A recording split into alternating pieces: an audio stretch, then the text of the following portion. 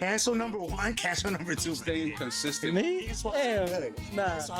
Nah. That's like your bookmark? Nah. Yes. What? I'll bring back your history from the past. Check. Whatever sounds good, volume 1.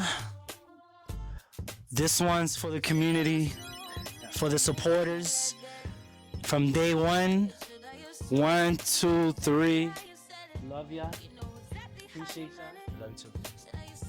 What were you thinking about when you heard like Whatever Sounds Good, when you came up with the name, that concept, that brand itself? What did that mean to you, and how did it make you feel? Well, when the idea came about, I was very young in the nightlife. You know, every DJ was making mixes and stuff like that. And they were creating their own names, so I just created Whatever Sounds Good, because I'm very confident, but I don't know if everyone likes what I listen to. So far with my time DJing, I get a lot of compliments on like what I play. So during those years going by, finally doing an event because I'm confident of what sounds good to me, at least, you know. I don't know how y'all feel about that. So. If you like it, I love it. What sounds good to you? To me, I think that whatever makes people happy sounds good. Whatever gets people dancing, moving, you know, whatever is creating a good vibe, a good energy, a good flow of things. And the beauty about that is that it could be any genre. Any genre can make people dance, move, feel away. I think that's the beauty of music, is universal. You don't even need to understand what people are saying. Like, you look at like I'm a piano. You look at all these different genres that are so popular right now. A lot of people don't even know what they're saying in the songs, but it just sounds good. It's an energy thing. It's like you don't even understand what they're saying, but you're moving to it. So I think that's the biggest thing for me is happiness, like making people happy. I mean, going off what Alaska said, good energy, keeping a good vibe. Music creates many different feelings, and I think when you're a music lover, music creator, or person that blends in music as we are, and with that energy being synchronized with all these strangers in one room, it's a beautiful feeling, and I think that's what makes whatever's going on sounds good. What sounds good to me? What sounds good to me, and how does it make me feel? And then the extra layer is, what do I see when I hear whatever sounds good, right? Is that what I'm picking up on? To me, what sounds good is a room full of high IQ people. And when I say high IQ people in accordance and correlation to sound, it's about a room full of people that are open to receiving things that they are unaware of. What happens is we're in this stage right now where you could throw a party, but sometimes how people want to deliver music or sound, curation, might not be how someone wants to receive it. Right. And that's where the discrepancy is sometimes. So when I hear whatever sounds good to me is someone saying, hey, I was in a room full of people who were enjoying all of this type of music. That sounds good to me. That sounds like a recap of someone who went to an experience. Sonics, melodies, right? Hooks, cadences. It could be, intros. It could be bridges, if they even make songs like that anymore. Sheesh. Finding those things that maybe are not supposed to go together, Right, yeah. make them go together. Right. Right, and I think that's what music is in a great space right now, because you could look at it two ways. It is controlled by the people again, and people are getting creative, and also there's a lot of access where you can make a lot of bullshit.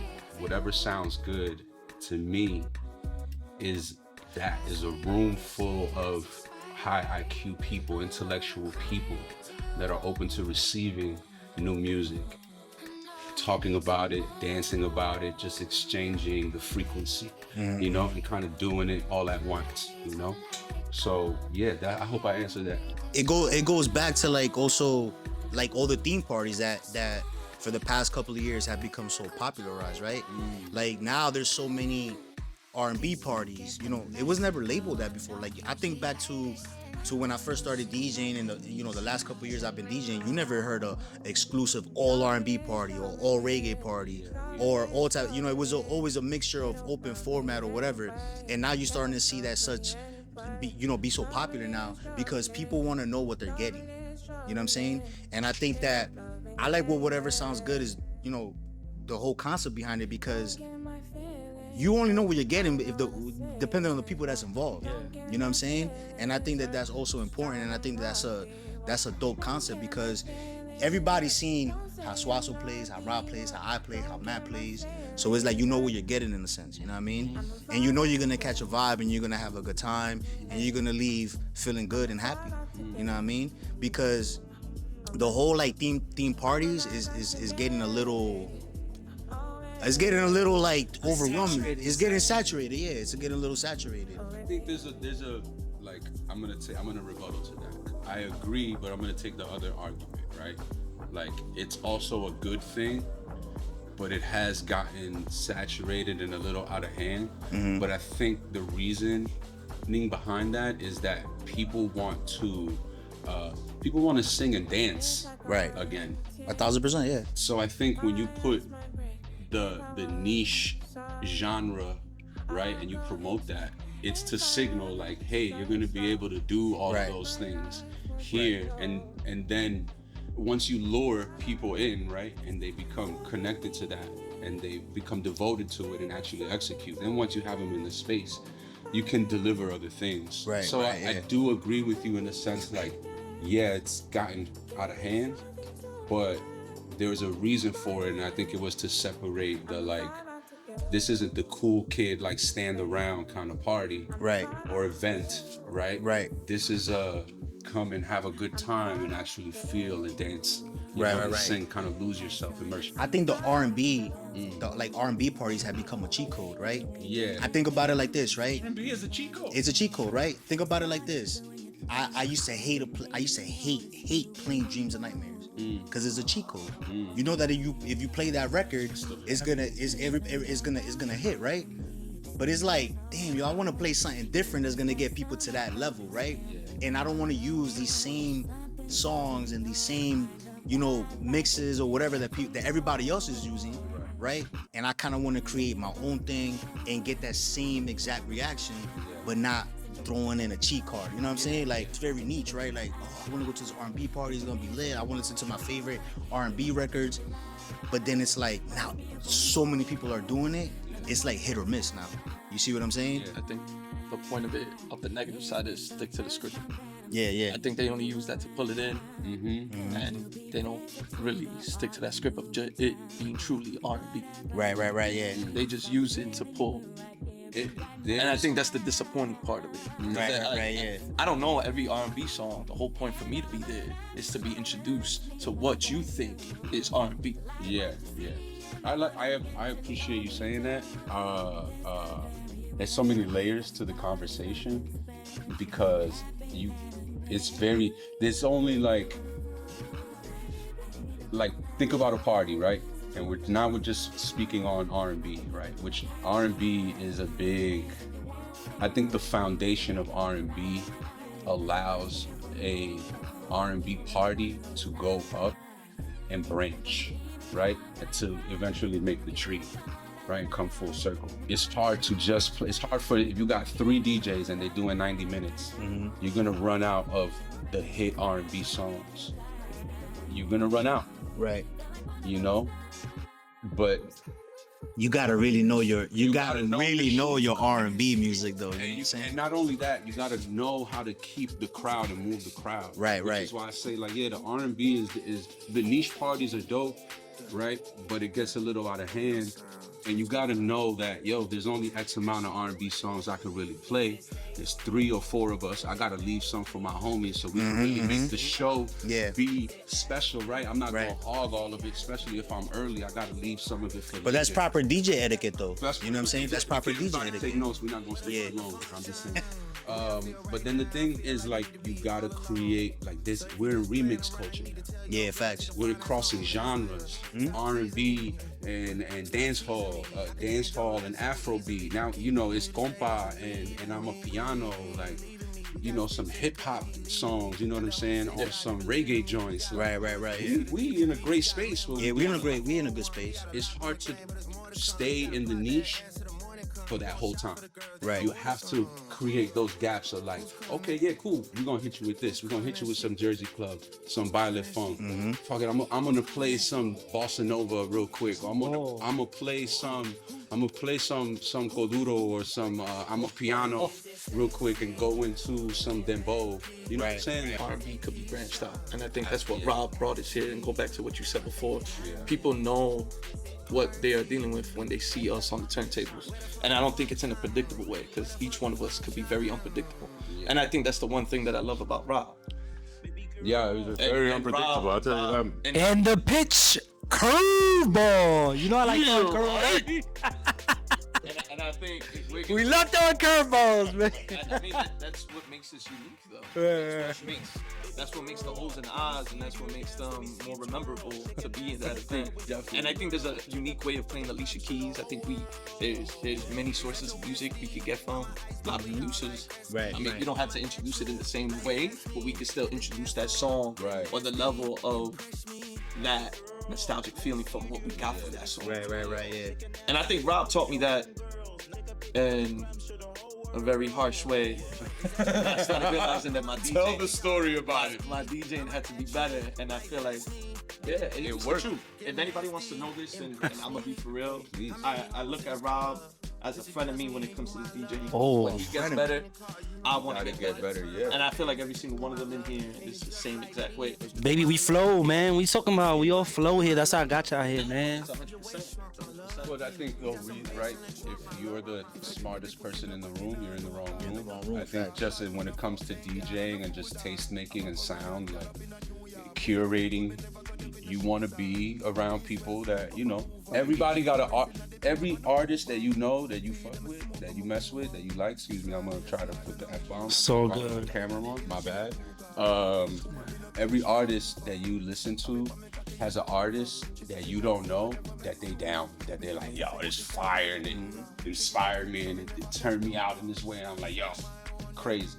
Right. So every rapper, every singer, artist, like, so it's funny that you brought that story up, because my DJing style came from watching him, and then my taste making, like, and wanting to like jump genres came from him as well.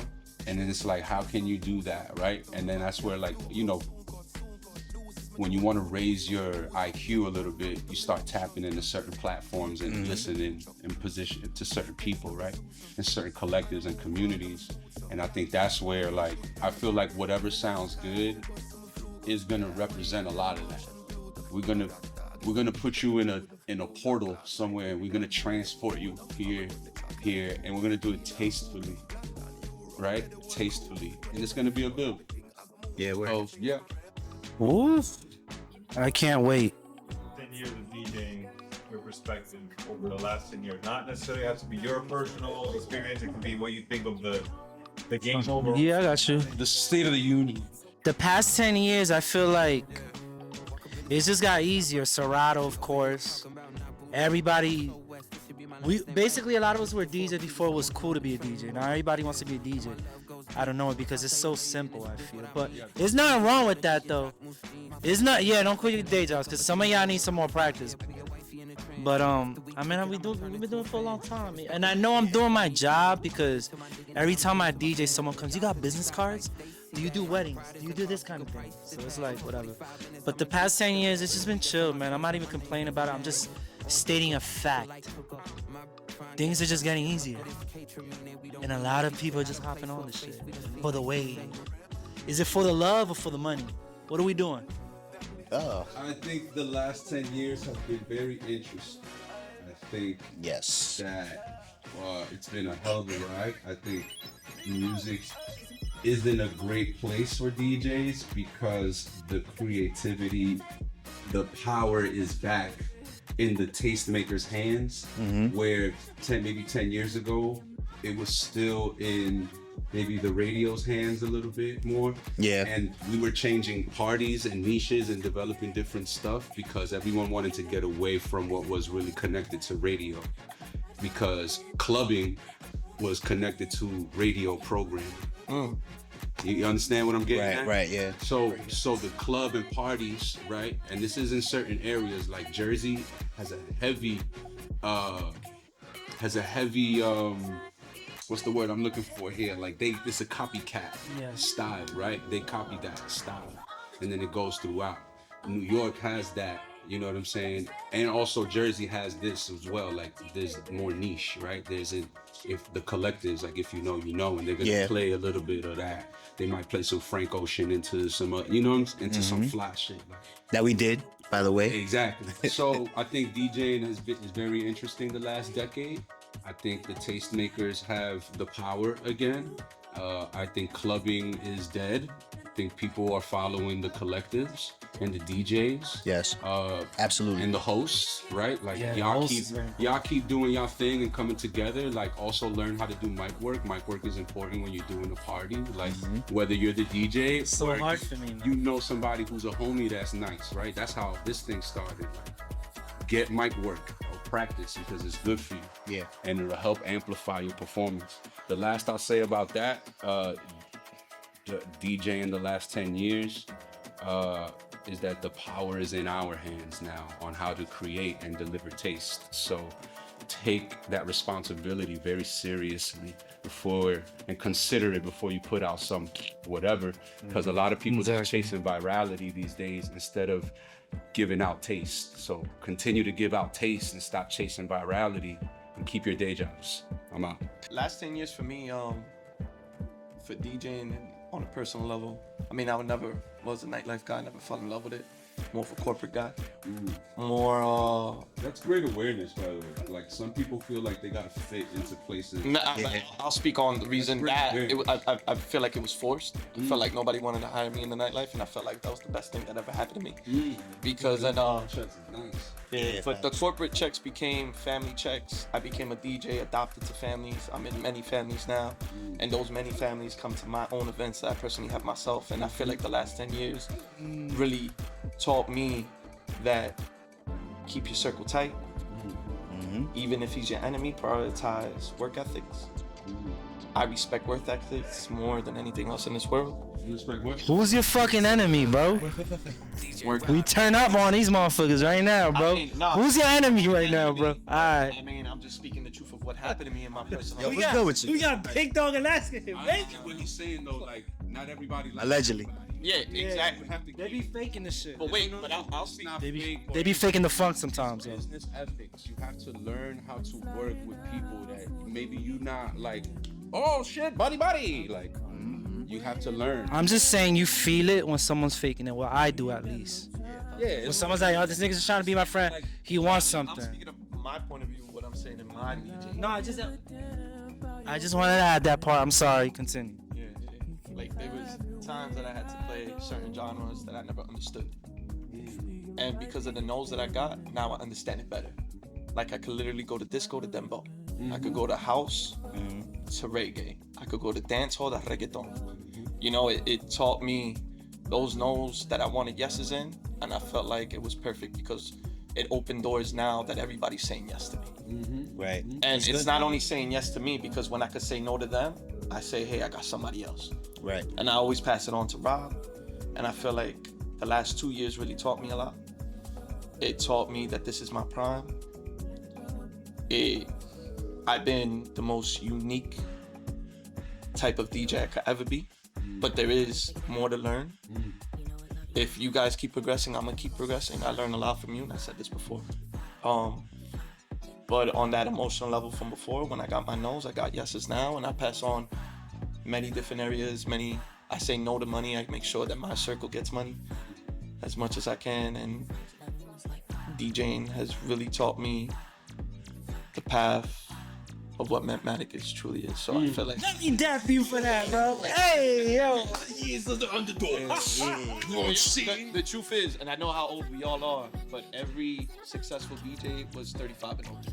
1,500 years. Oh, you heard that? Facts. Yeah, every successful DJ was 35 and over. Real. Yeah.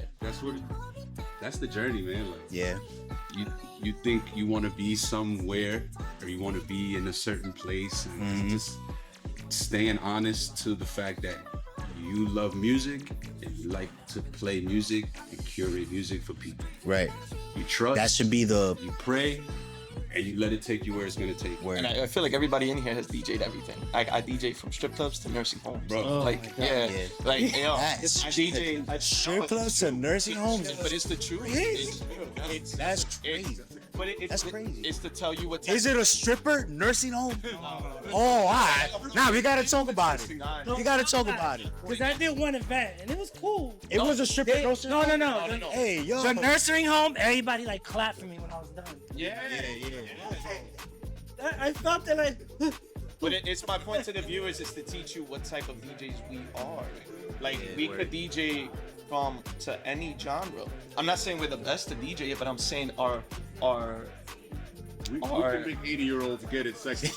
wow. I'll tell you a small story real quick. Just real quick. I know you went once, and Rob went when he saw him in a sling. I had an old man drop a cupcake, and he was trying to dance, and he slipped and broke his arm. Yeah, What? and they carried him out. They you're a carried him hazard, out. bro. You're- The next month when I came by, he came with the sling. I was like, yo, what happened? Jeffrey told me like, oh, I broke my arm when I was with you, but I love dancing. But I had a yeah, great time. Yeah. Had a great time. That's all that matters. You make people happy. You make In a dancing over. Last 10 years for you, Alaska. The last 10 years for Alaska, the OG. Go ahead. man. First of all, I'm super grateful for the last 10 years. I went from DJing local spots to DJing all over the country, even overseas. And I'm grateful for that. Like, I never would have thought that I would get these opportunities, even like, you know, my peers and people in the community, in the DJ community, just giving me opportunities, placing me in certain events. You know, I would have never thought that I would get to that level, right? Went from DJing for free to now, you know, having my rate. For a fee. Yeah, word. And now having like my rate and people just like appreciating like what I bring to the table. And, you know, I think the last 10 years has taught me a lot about community. I think that's the major part about everything that we've been doing, right? Like just building together and, you know, throwing our own parties. Went from like getting booked to like these little spots, local spots in Jersey City to like now we in the city, we in LA, we wherever, you know, throwing our own parties. And I think that growth that has happened in the last 10 years is like, it's still shocking to me, you know what I'm saying? Like the fact that we've been able to do that. Went to Orlando, did a party in Orlando, like shout out to Rick Rock, like, you know, those moments, you get to think about those moments, and then when it starts to set in, like, wow, man, like I would have never thought. This kid from Jersey City, this Dominican kid from Jersey City, you know, being in these different states, you know, performing, playing music, because I love it, because I want to see people happy and I want to see people dance. Music Euphoria is a topic, an event, party, or venue where you felt it? Or go on to tell me that you think of yours. The first time I felt euphoria was with my pal here. We went to 7th year.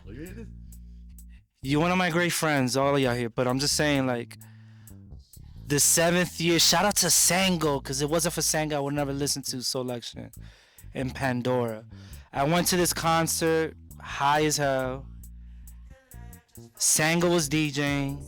I don't know what button he pressed, but the whole room was rumbling. Everybody was like, oh, it did some shit like that. Oh, and then the other DJs that came on, Jazzy Jeff closed it.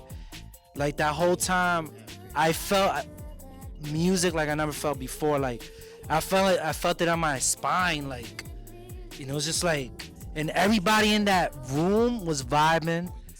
This was 2000. Yeah, it was probably 2000.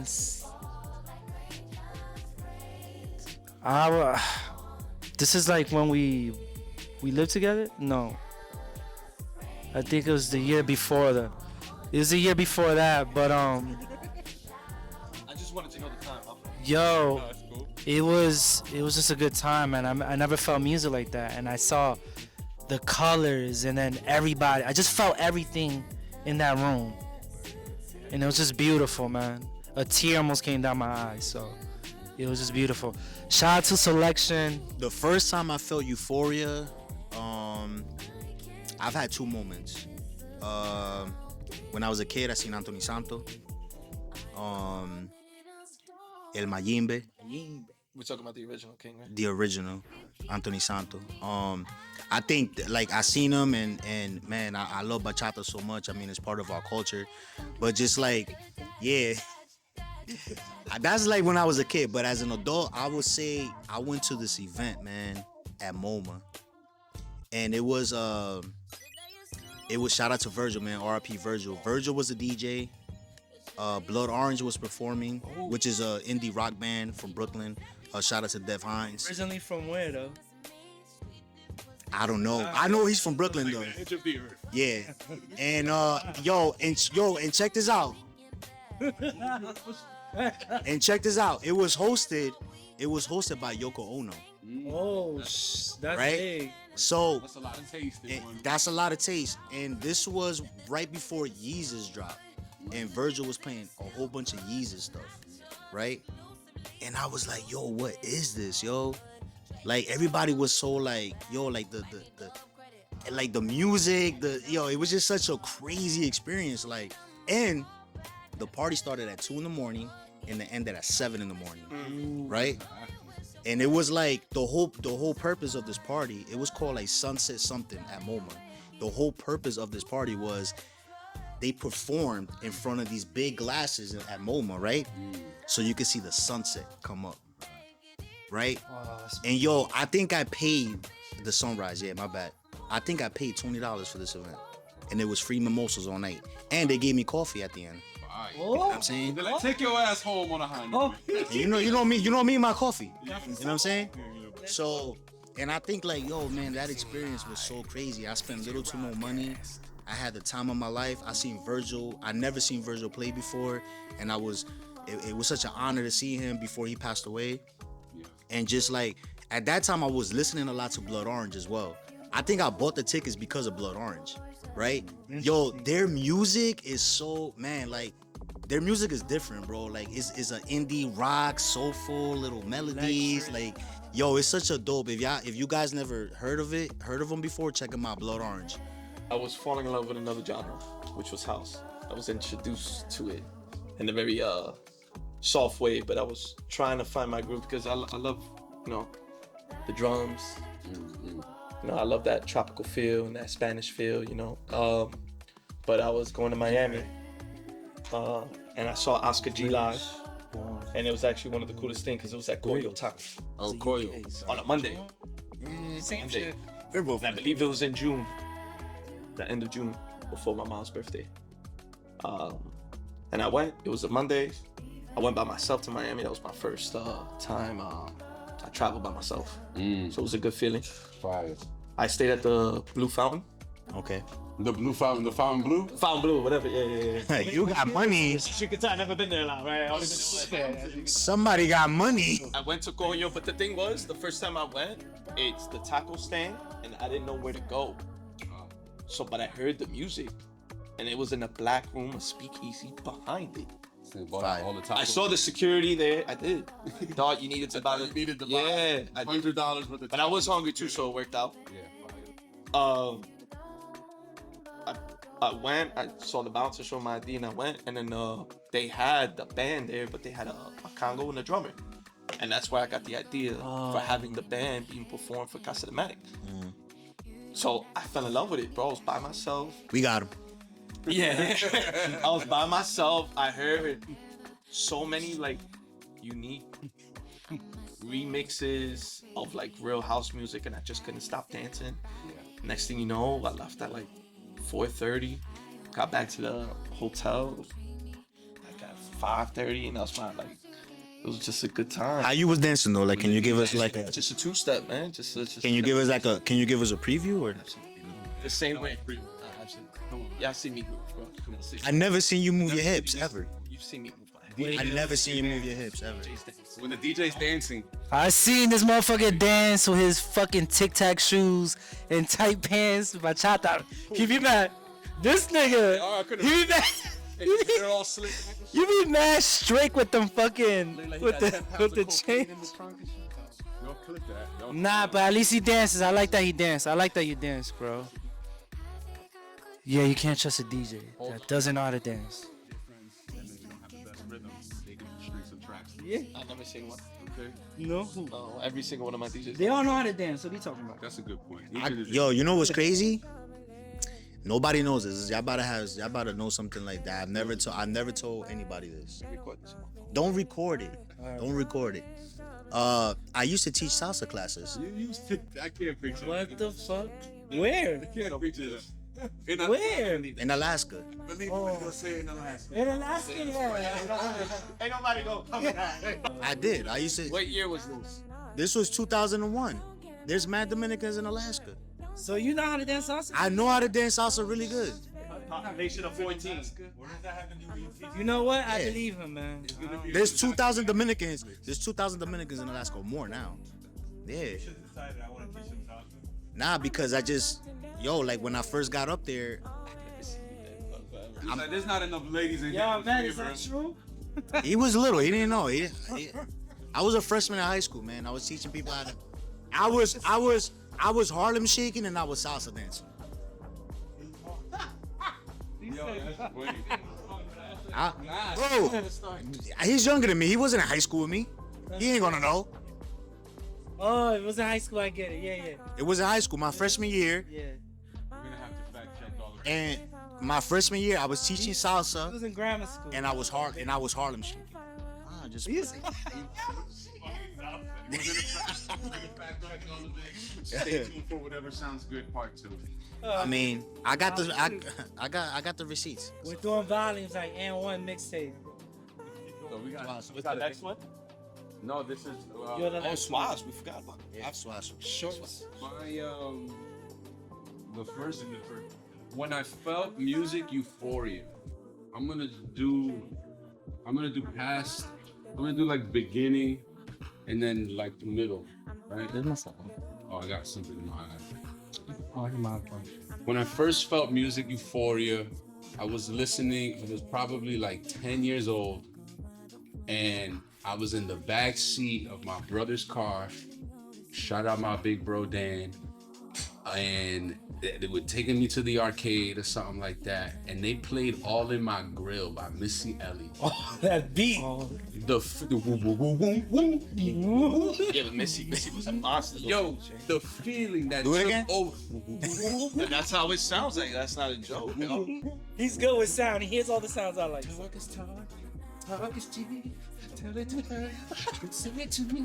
ooh. Everything, I was like, oh, the feeling that took over me in the back seat. I wasn't. Oh, Hey, look at that. hey. Those are like violin. Yeah. That. Yeah. Oh, the feeling that took over me, bro, was like, it was like my molecules, bro, just like went up. You felt bro. cool. Like, I was feeling something molecularly that I could not understand. I was like, yo, that's fire. that was hip hop. That was definitely like, that was the first time I remember very vividly, distinctly feeling music before. As I got older and started being more in the environments, I would definitely say selection really changed my palette, my musical palette, mightily. And I'm very grateful for that.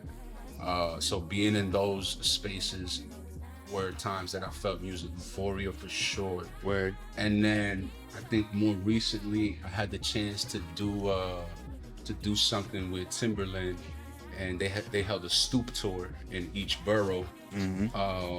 And they brought out Amine and K Trinata.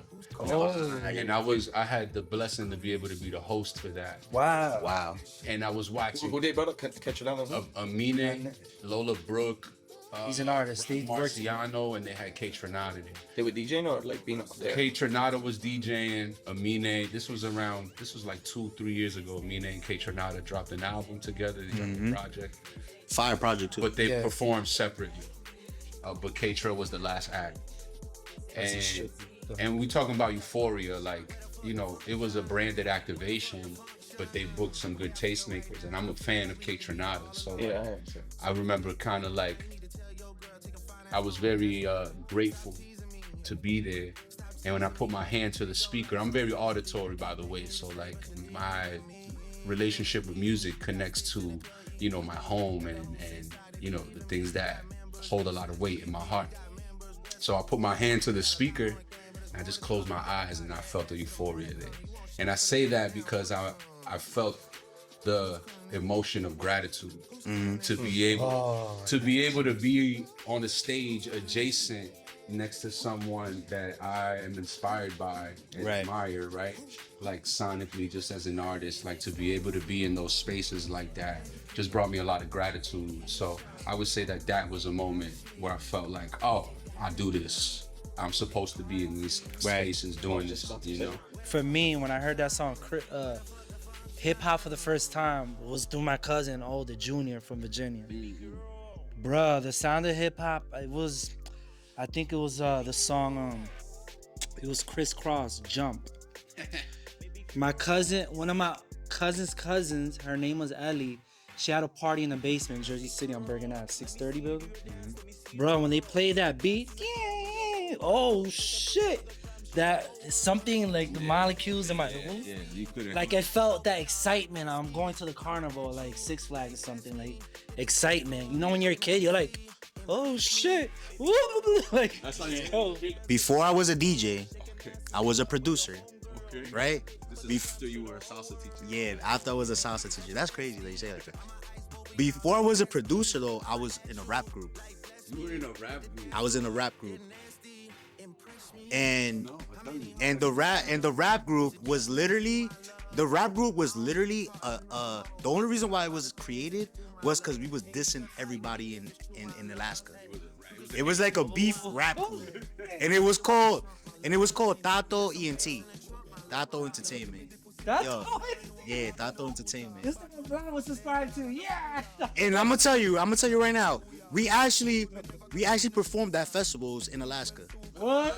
All right, so The life, you yo, go there. yeah, and that's how long I've been trying to like figure out this music thing and what made sense for me from the beginning. But what made the most sense was playing music, right? I think that's what it made me feel. It made me feel whole. Yeah. Playing music. I did the rapping thing. I didn't take it serious, but it was fun to do at the time. And then I jumped into producing, and I was just making beats for the homies and things like that. And then I was like, this is cool. And I was doing like Jersey Club records, and I was doing all these different I was even doing house records at one point. But I was like, nah.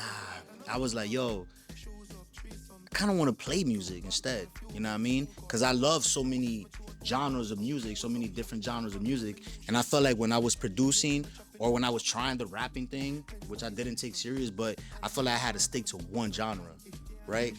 And I had to stick to one thing. But with music, you could do whatever sounds good. Like that? That was very good. As you guys remember, this event, the first one that Rob wants to do, which is the free event. He is gonna ask like to support the DJ option, but it's not a free event. But what do you see this event being, if done the right way, where the concept is whatever sounds good? So that's the question. In the future, maybe like for the next one, right? Because then we're gonna use that as. I want people to understand and know what good DJing is because it's important.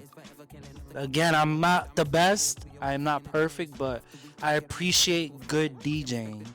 Good music, good vibes, good people, beautiful people.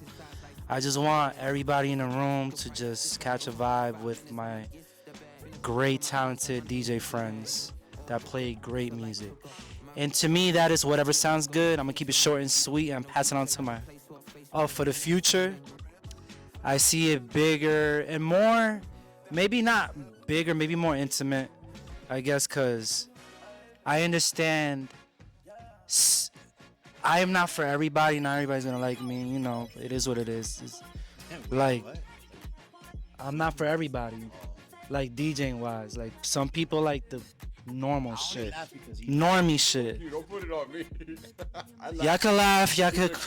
left, and I didn't know where we were gonna go. They could laugh, whatever it is, what it is. But if you understand me, you understand. It's like, I just want, I understand you. We understand. you know, I just want people to have a good time, man. The future, I'm not too worried about money. I just want the moments. I really live life for moments that are epic and that feeling that I'm searching for. Like, You missed the 80s, brother. yeah, that. I live for the thrills, man. I live for the thrills with the people I love the most and shit, so, and care about. So that's what I look for in the future for whatever sounds good. Just more intimate, more meaningful.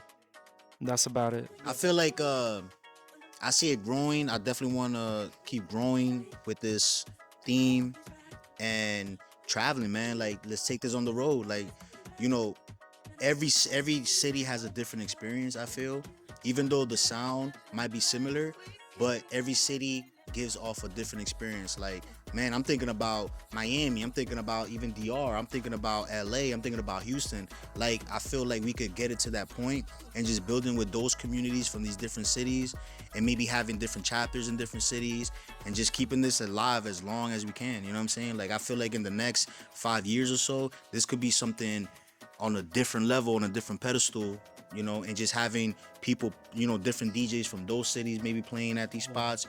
I feel like that's what I really look at it. Like, I look at it like that. Like, this could be something major. So Whatever sounds good. I like what you said. Whatever sounds good, city edition. We're coming to your city. We're coming to your country. And giving the vibes. This one, that one, yeah, you. Wherever you live, we're gonna come to you. Okay? I like that. Traveling, playing good music.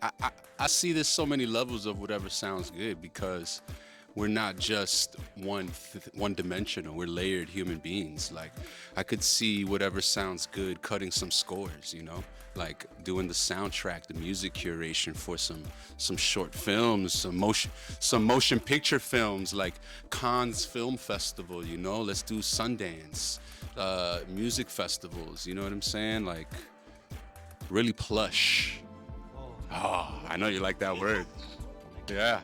You know, very grown and sexy, very high Q, very intellectual, very loving, very sensual, very sexy, very seductive, very warm, delivered, signed, sealed, and delivered with love, great taste.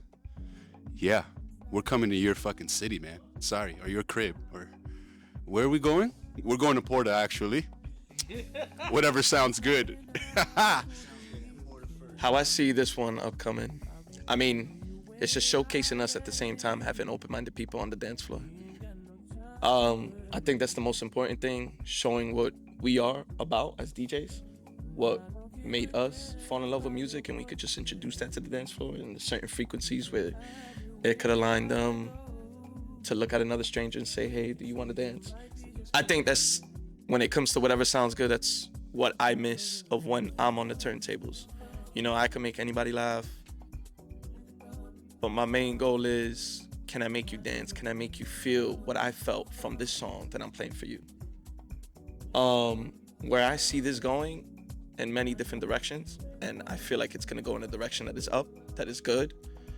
Might be small now, but it's gonna get way bigger later. Because the fact that you're gonna experience 4 amazing DJs that are very unpredictable, that are gonna introduce you to genres that you are used to, and songs that you never heard of, and sounds that you're probably gonna fall in love with. Whatever sounds good is gonna be a movement for everybody. And You got my money, nigga. Where's the basket? and I'm being serious. I think the main goal, if you are watching this, is to come let loose, leave all the problems at home. Nah, I mean, everybody has problems, and we are the realest people inside here. It's just when you come to our events, come with the right mindset that you want to enjoy yourself and you want to let loose, let the liquor hit a little bit, let your dance hit in, be who you want to be. I feel like this is going to go really far. We're talking about from stadiums to amazing areas to beautiful venues. And like what Swazo said before, we're going to keep it classy, we're going to keep it clean, and you're just going to have a great fucking time. Yes, absolutely. Back to Rob. That's a wrap. Make sure you come to the event. If not, we're going to find you. Wrap it up after whatever sounds good. You know what I'm saying?